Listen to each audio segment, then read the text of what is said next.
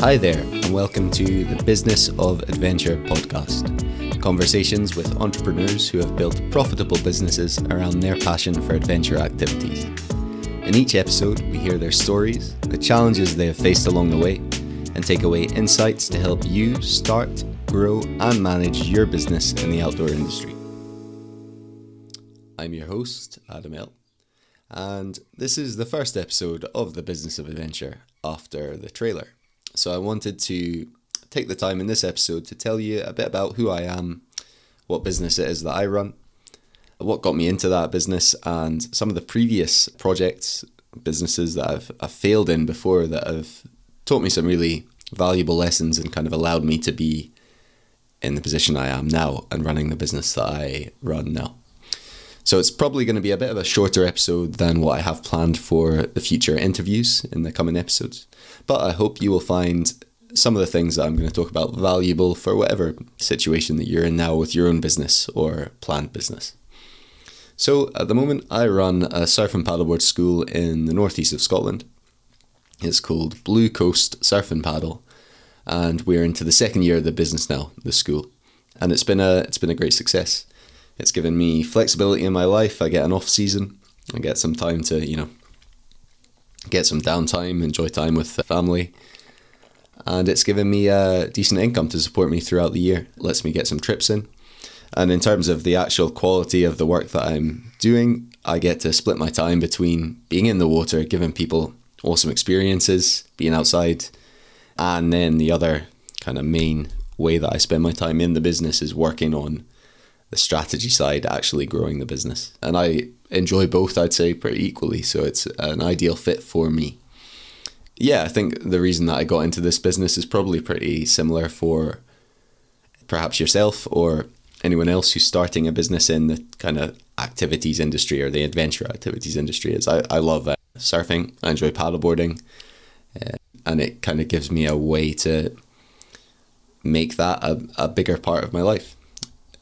I'll get sidetracked maybe a little bit here, but a lot of the time you hear people talk about when they start a business in their passion, it kind of takes away some of the enjoyment of their passion because they have to do it day in, day out as work. And I think there's probably something in that depending on what it is. But the good thing about Blue Coast, and I imagine I know most surf businesses, are that they are seasonal and you get some time to have an off season, to get downtime away from teaching day in, day out and enjoy the hobby for yourself. So I'm pleased to say that that's not something that's affected me in any kind of negative way or affected my enjoyment of the sport that I love doing. But before I started Blue Coast, I had a couple of other failed endeavours, projects, businesses, depending on what you want to call them, which I'd like to talk about because I learned some pretty big lessons from them that have allowed me to make an initial success of Blue Coast, and I think would be valuable for anyone really starting probably any sort of business, but maybe particularly relevant to people starting activity businesses or adventure activity businesses. But we'll rewind a little bit, and I want to talk before I started any sort of business. I joined the police actually in Scotland when I was 19, and I did that for 6 years. During that time, I didn't really get to surf very much at all, which was a shame. It's what I love to do. And I pretty quickly realised when I was in that job that it wasn't something that I wanted to do for my full career. So I'd been surfing for a number of years before I joined the police. And after a couple of years in that job, I got into surf photography. I got myself a decent camera and a water housing. As a side note, the camera that I got was a Sony a6000, which I still have that same camera. I'm still using it day in, day out to take photos for Blue Coast. It's been going strong now for close to 10 years. So I would 100% recommend that camera. It's very compact, takes burst photography, so you get a lot of good shots. But aside from that, I got this camera, I got myself into surf photography, and I decided to make a little bit of a business off the back of this surf photography hobby, essentially is what it was. So my idea was that I would sell photography prints and sessions. So I called the business North Sea Surf Shots. I was based in Aberdeen at the time in the northeast of Scotland, which is one of Scotland's few cities, and the biggest city in the north of Scotland, I suppose. But, you know, a relatively small city, a relatively small market as well. Just generally the surfing market in Scotland is quite small, and we're going to touch on that a bit more shortly. But I started this business, North Sea Surf Shots. I made a website with an e-commerce capability. I used Squarespace. Spent a lot of time on this, really a lot of time moving pixels about, getting into the code of it, like, you know, bashing my head against the keyboard to make the website just so exactly as I wanted it to be.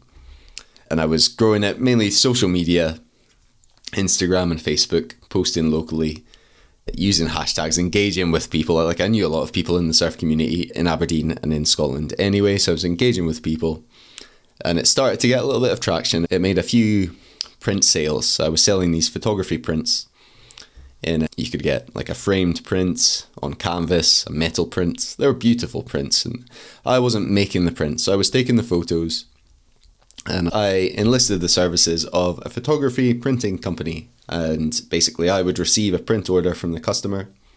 I would upload the files to this company, and they would send the print directly to the customer. So basically drop shipping. And these were high quality prints. So I didn't need to hold stock. It was quite easy to start this business with low commitment. So I was selling these photos, made a few sales. And, you know, I promoted it. Social media, I had these flyers as well. So on any day there was good surf in Aberdeen, had these flyers which said, I think I got a shot of you ripping. And I put them under people's, you know, windscreen wipers. And they would direct people to the social media and the website where they could potentially buy sessions. I never sold a photography session in Scotland. But, you know, they were up for sale. Or the prints. Those were the two kind of products that I sold, or services that I sold. And I also did a couple of giveaways of prints to start to grow an email list where I promoted the products that I was selling. And actually most of the sales that it ended up making came from that email list, which was relatively small. I think at its peak it probably got to, you know, 200 subscribers or something like that. So a very small list, but a good proportion of those people bought something, which is, you know, an interesting piece of information. So, you know, I spent a lot of time on this business. I was working in the police at the time, and in my spare time, I was just, you know, obsessed with this, making it as good as it could be. So I built a system where the customer could upload a photo of their living room or whatever room it was that they wanted to have a photography print in, and they would receive a digital mock-up of one of my photos in their space. And this took me ages, and again, I spent a lot of time on it, and perhaps it was used 10 times. So you're seeing a kind of theme here, maybe, of what I should and shouldn't have been doing. We also had t-shirts made. I made flat lay photos of the t-shirts. I think I went to B&Q, it's a UK hardware store, and I bought some sort of white MDF, like a small sheet of white MDF, something like that.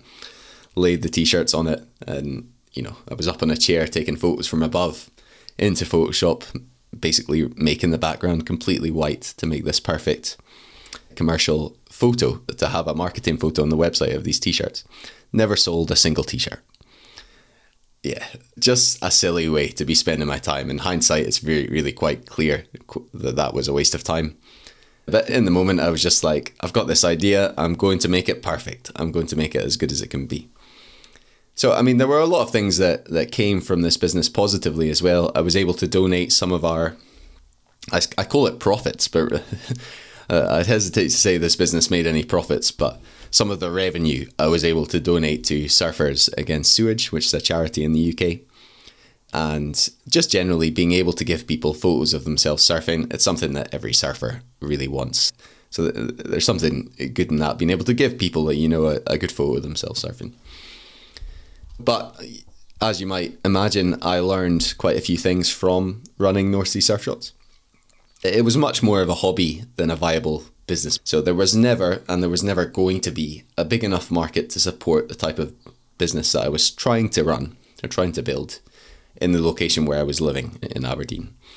And my market research before starting this business had basically consisted of finding that there were other companies doing a similar thing and being like, well, if there are other companies, then I can do it too. The market's validated. But the companies that I was looking at were in places like Cornwall and Hawaii, where there's obviously a huge tourism market. People passing through who would potentially be interested in having a high quality photography print of the area, maybe local accommodation that would want to have these prints. There's just that, and that's not to say that these businesses that I was looking at are even successful. I imagine a few of them are, but it needs to be properly researched and validated before I take it as my go-ahead that if I do as well, it'll work. So trying to replicate that model in Aberdeen was never really going to be successful. Like I say, it did make a fair few sales and it covered the costs of me starting it. Any kind of expenses that I had were covered and there was some profit. But it never came even close to paying me anything worthwhile for the time that I put into it. I don't know how many hours in total I put into this project, but over the course of a year, I was putting basically most of my free time into it. Get quite obsessive about making everything perfect. So I think the kind of second major takeaway was to borrow the idea of an MVP or a minimum viable product from the tech startup world. I mean, all these hours that I put into the details of the website, all these ideas that I had, like this service for seeing a print in your home, a digital mock-up in your home, the t-shirts, I developed these to a pretty complete extent without ever really having tested or validated these ideas. So really, I should not have wasted my time. And there's lots of things that I might be able to say work. I did come away with some positives from having done these things, maybe some wisdom and experience in these lessons. In a business sense, this was a total waste of my time. So the two main takeaways I take away from North Sea Surf Shots as my first ever kind of foray into starting a business, a project, whatever you want to call it, is that you have to properly validate the market. If you're trying to run a viable business, you need to have clear data on that a market exists for what you're offering. That's just the baseline number one thing you have to do. And then the second takeaway, I guess, is that you should not spend time on ideas until the concept is proven. So you should start with the smallest viable product that you can sell.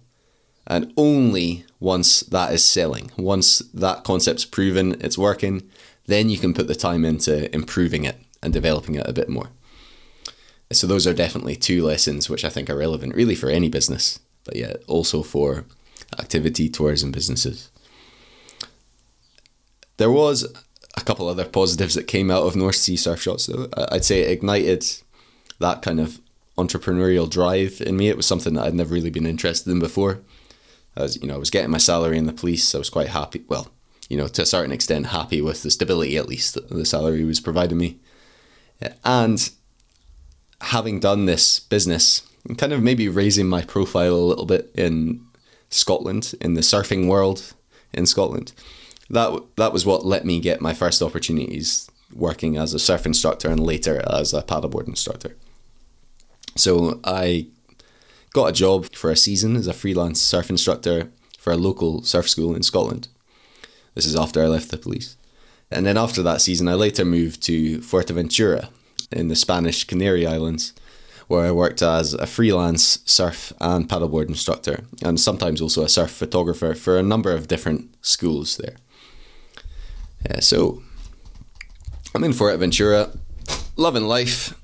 There's a lot of sun, a lot of good waves, and the schools I worked for were of varying different sizes, maybe different business models, from a one-person setup run from just a box trailer to a commercial kite surfing school and shop. And I also worked for a bigger surf camp operation with many more weekly customers coming through each and every week. So it was really cool to be able to work for these type of businesses in the industry I'm interested in working in, in different types of businesses, different sizes of businesses, so that I could see how they worked, what I thought, from my perspective, they were doing well or doing badly, And that experience was honestly invaluable for being able to set up my own school. So some of the lessons I learned from working for, let's say, those three main types of operations. I learned, the importance of controlling cost. When I worked for the smaller operation, the guy I was working for was really good at controlling costs, which is something you might imagine I wouldn't be so great at if I've got the personality of like everything has to be as good as it can possibly be. So trying to kind of heed that lesson when I'm considering how to go about developing new product ideas or promoting ideas, something I try to come back to. That is this an essential cost? What is going to be the return on investment if I spend this money? Is it worth spending it? Really important. And then I worked for a commercial kite surfing school and shop which had a smaller surf school, which I was basically put in charge of how to promote it. But it was very small groups that we would take out. So I took away from that definitely how to deliver more personal and private experiences, how to make them more valuable to the customer who is paying a premium to come along. And that's been valuable in some of the things I offer now. And then I worked for this big surf camp operation in Fuerteventura as well. And they had, I may as well say it was a homegrown, really great school. And they had these big yellow vans, which they would park, big yellow vans with their branding on it and, flower decals all along the sides. And they would park these vans, at any given time, there was probably 5 or 6 of these vans parked along the main strip of Coralejo, which was like the biggest town where we were based, the biggest tourist surf town in Fuerteventura anyway.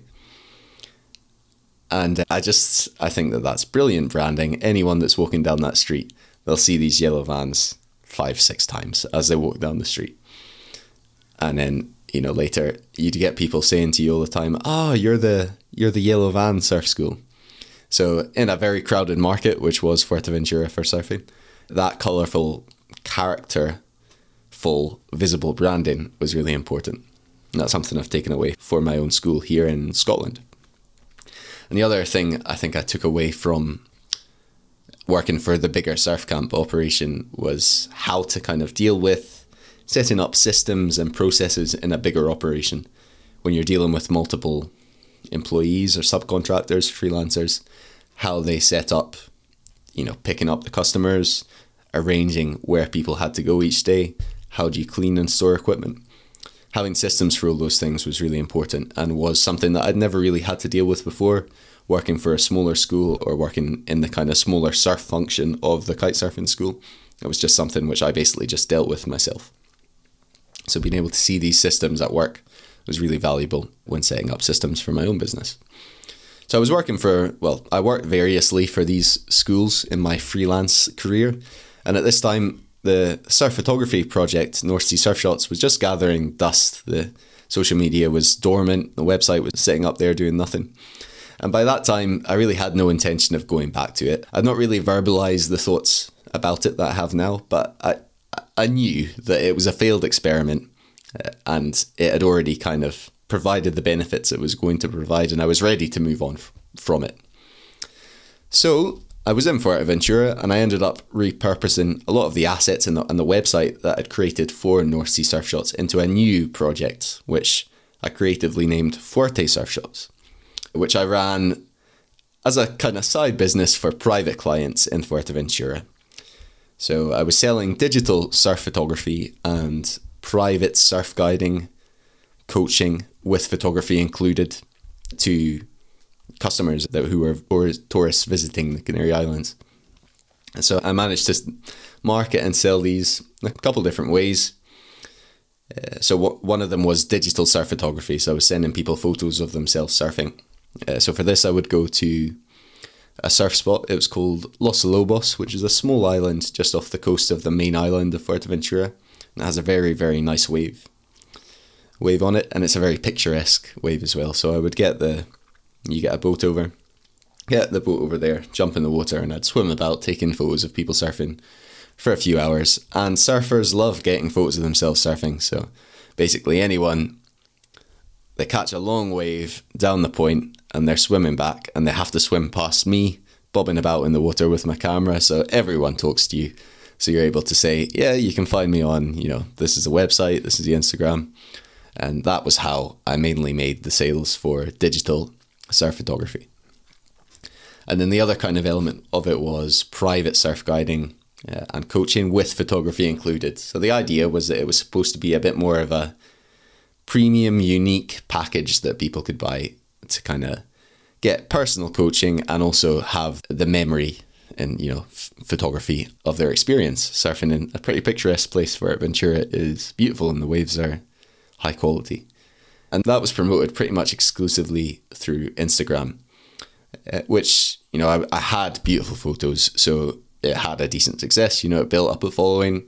There's a lot of traffic on Instagram, in inverted commas. There's lots of people looking at surfing related Fuerteventura content on Instagram. And that Instagram account still exists today. I've yet to really figure out what to do with it. It still exists today and it gets inquiries pretty regularly for surf photography sessions. But Forte Surf Shots ultimately was a failure as well, and probably for a few different reasons. And it probably could have been a success if things had been different. But I never really took care of setting up the business properly. I think of Fuerteventura as kind of a pirate country. So there was a lot you could get away with. It's pretty cool that I could rock up there from Scotland to a place I really have no connection to. There's people from all over the world there who are there for surfing. Now I'm there, this person from Scotland who likes surfing, and I can see a little gap in the market for a niche offering, market it on Instagram and start receiving inquiries and bookings straight away. And so I hold Fuerteventura very fondly in my memory because it's kind of like the Wild West, I see it.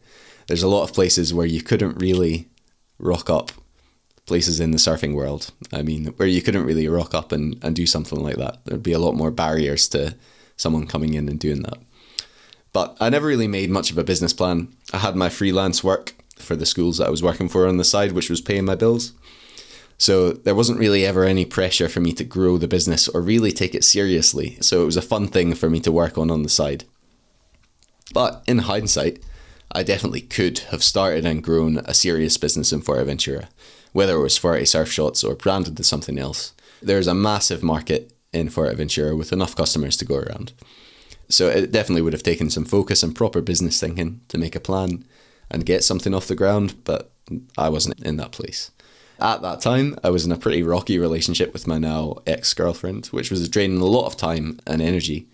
So for that reason, and probably a couple other reasons, I wasn't in the best place personally to be settled and thinking about starting and growing a real business sustainably. So given that, there's a couple main lessons, couple takeaways I think I took away from that experience.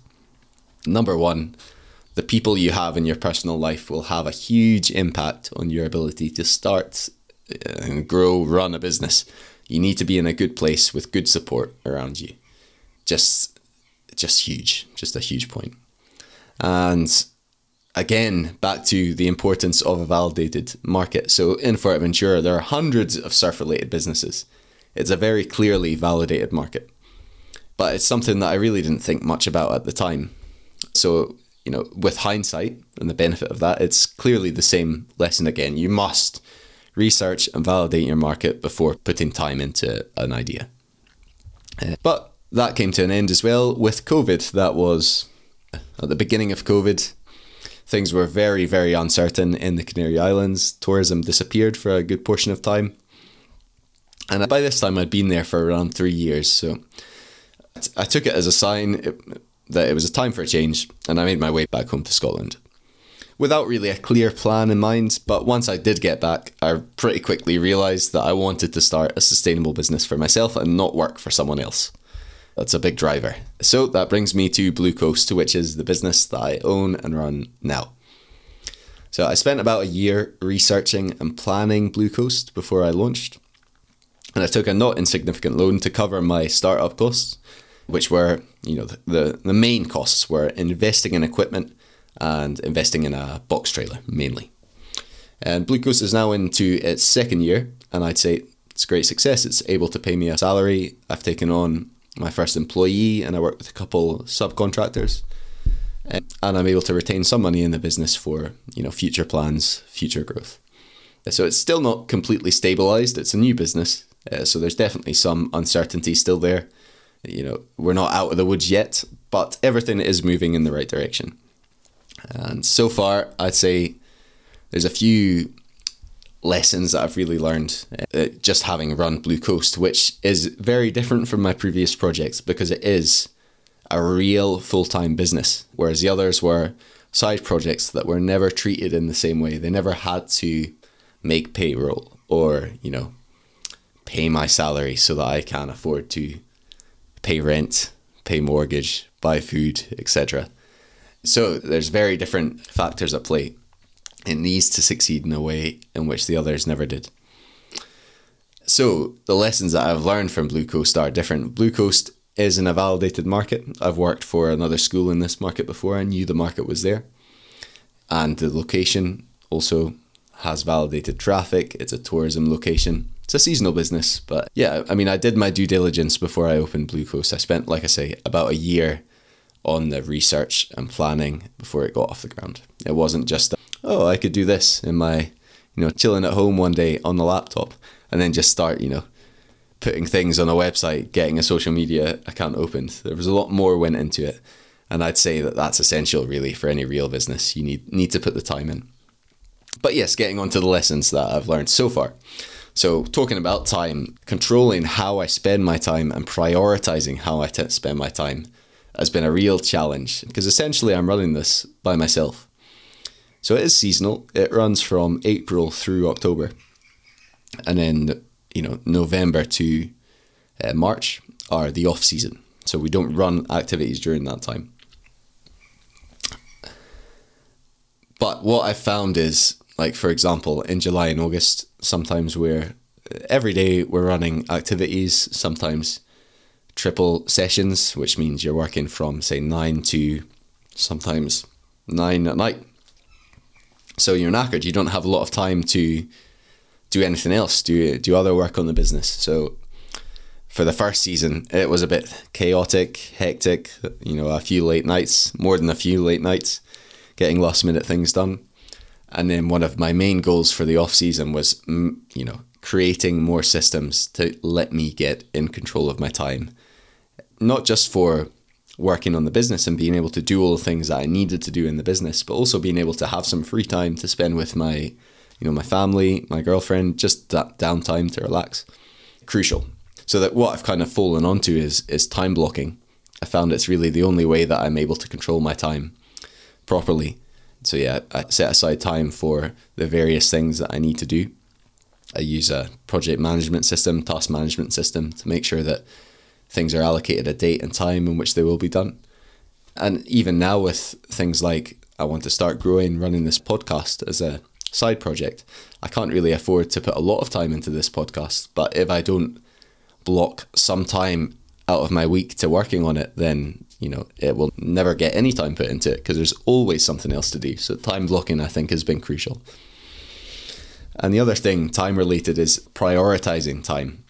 So it's probably similar for you if you're running the business by yourself, if you're growing a business by yourself. There's all these functions that you've got to do, and there's probably some functions which you enjoy more. Maybe you enjoy marketing, maybe you enjoy actually delivering the service. Lots of different things you could enjoy.